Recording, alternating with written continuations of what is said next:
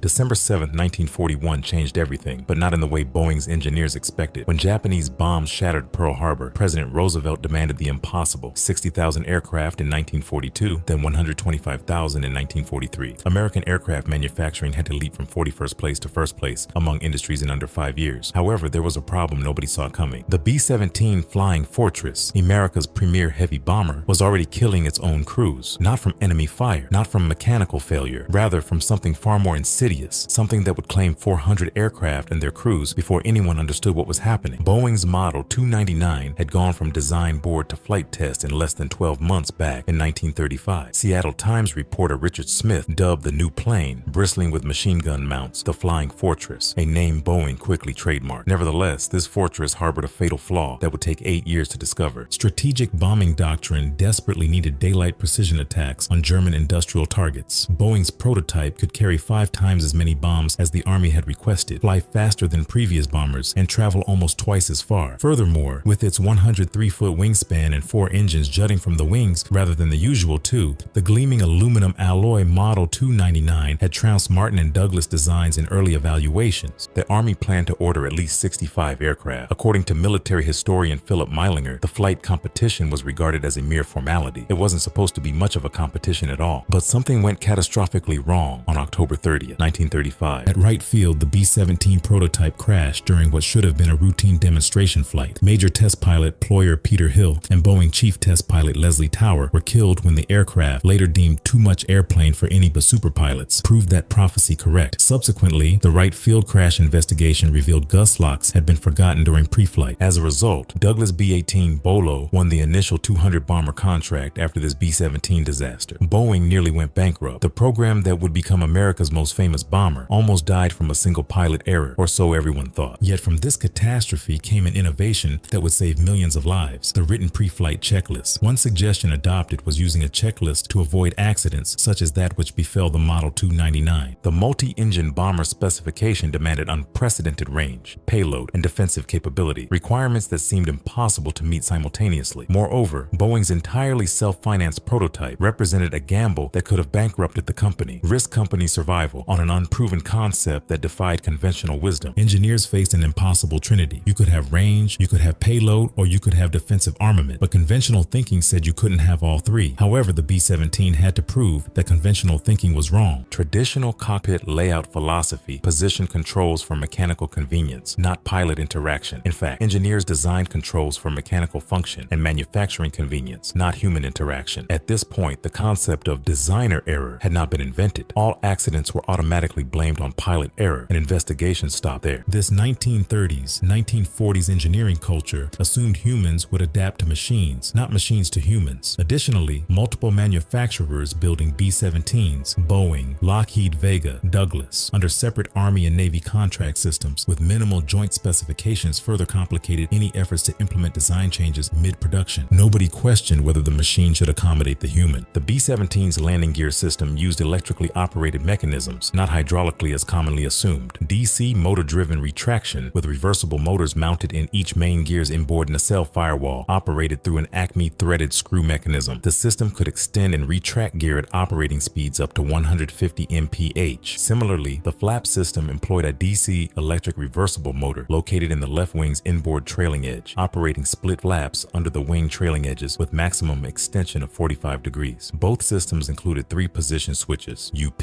OFF, D, OWN, and manual hand crank backup systems. But there was something about these switches that nobody noticed, something that would kill hundreds of aircrew. The Wright Field crash investigation revealed gust locks forgotten during pre-flight, but this was just the beginning. Major test pilot deaths demonstrated that super pilot requirements were already claiming lives during peacetime testing. For instance, the only prototype XB-38 to fly crashed on its 9th flight, and Boeing abandoned the concept entirely. Individual incidents during testing were attributed to pilot incompetence rather than recognized as revealing a systematic design pattern. One suggestion adopted was the use of a pre-flight checklist to avoid accidents such as that which befell the Model 299. But checklists couldn't solve every problem. Some problems were built into the aircraft itself. In one of their first missions, 3 B-17s, directed by lead navigator Lieutenant Curtis LeMay, were sent by General Andrews to intercept and photograph the Italian ocean liner Rex, 610 miles off the Atlantic coast. This mission proved the Flying Fortress nickname was accurate. Defensive capabilities exceeded all expectations. Later, the